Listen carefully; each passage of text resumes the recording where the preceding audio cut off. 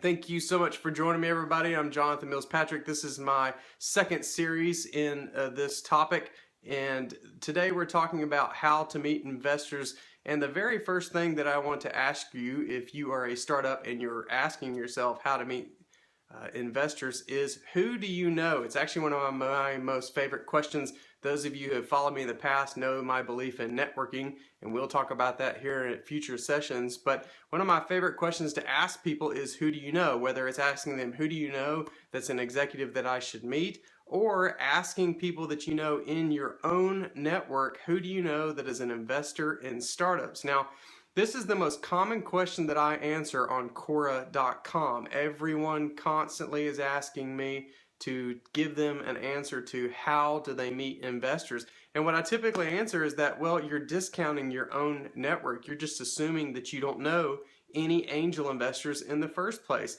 It may not seem readily apparent that you know angel investors, but if you talk to your friends, you talk to your family, you talk to other business contacts that you have, you'd be surprised the number of people in your wide network that could very well be an angel investor in your company.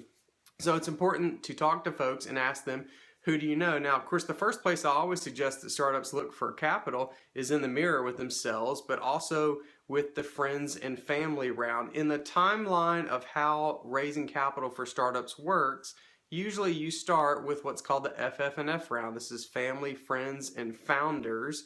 And so a lot of people discount that people in their own network, particularly their friends and family, might be willing to provide at least some seed capital for their startup. So I always encourage you to start with friends and family. If you're going to approach them for money, make sure that you are treating them just like you would any other angel investor that you would talk to.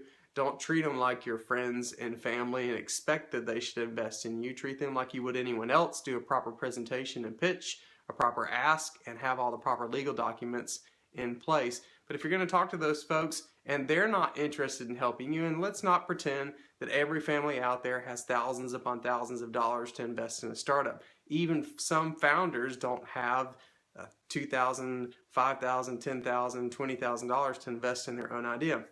And that's okay. Just make sure you're putting some money into the deal.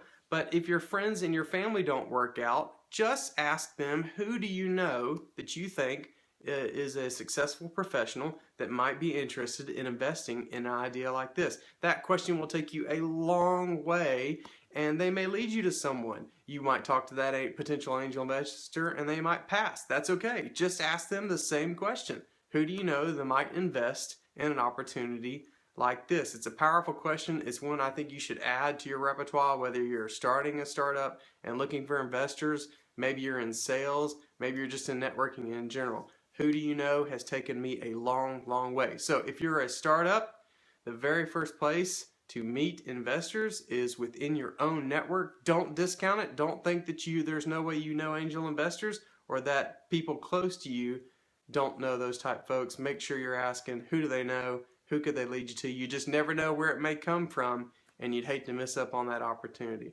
Hope this has been valuable to you, and look forward to seeing you in the next session. Everyone have a good night. Take care.